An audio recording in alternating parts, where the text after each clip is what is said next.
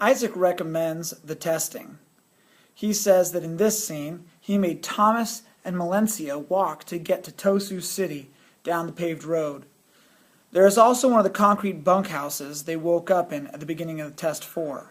In the distance, a city with crumbling buildings is seen, which Thomas identifies as Chicago. They're in a post-apocalyptic state.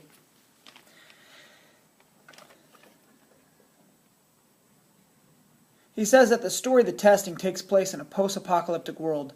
Much of the vegetation in this world is affected by either drought or radiation poisoning. Malencia Vale, the daughter of a botanical scientist, is living a normal life until she gets chosen for the testing. The testing is a series of challenges that only the elite compete in to become the nation's next leaders. Tests 1 through 3, Malencia completes. She does have friends fail. Her real test begins at test number 4, the field test. She must find her way back to the testing facilities, a distance of more than 250 miles. Malencia is a strong individual, but does she have enough to pass, or will she suffer the greatest consequences? Edwin recommends this book, Surviving Sharks and Other Dangerous Creatures. It's about people who have been attacked by wild animals.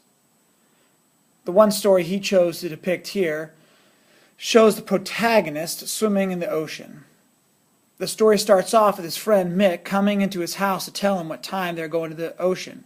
Chad said his dad said that it would be no later than 8.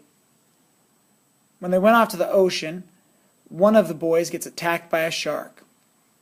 One of the boys' dads jumps in the water to help save him.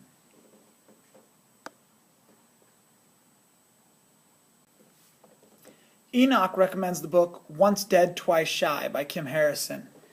In this scene, she shows that the Dark Reaper is approaching Madison for her life. The scene is where all the unexpected fates come into place between death and life. Madison is at her junior prom, and without knowing what kind of trouble is coming for her. She has a Dark Reaper chasing her, and a guardian angel guarding her. At some point during the fight, she is able to grab the amulet, and that helps her stay somewhere in between dead and alive. Raoul recommends Fahrenheit 451. In this scene, he's showing the last chapter.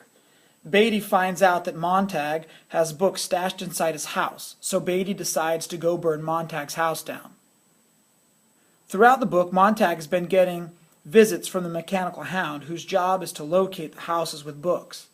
With the mechanical hound, Beatty is able to find out Montag's secret.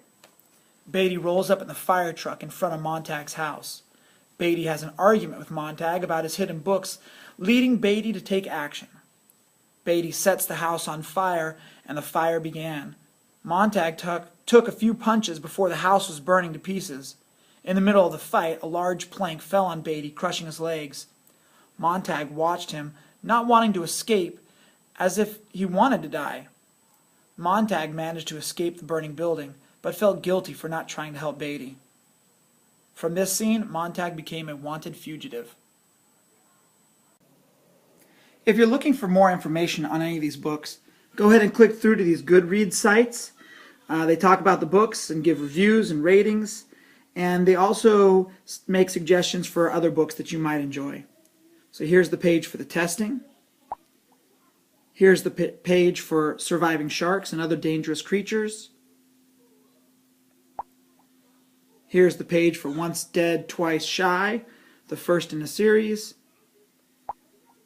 And last but not least, we have Ray Bradbury's classic Fahrenheit 451.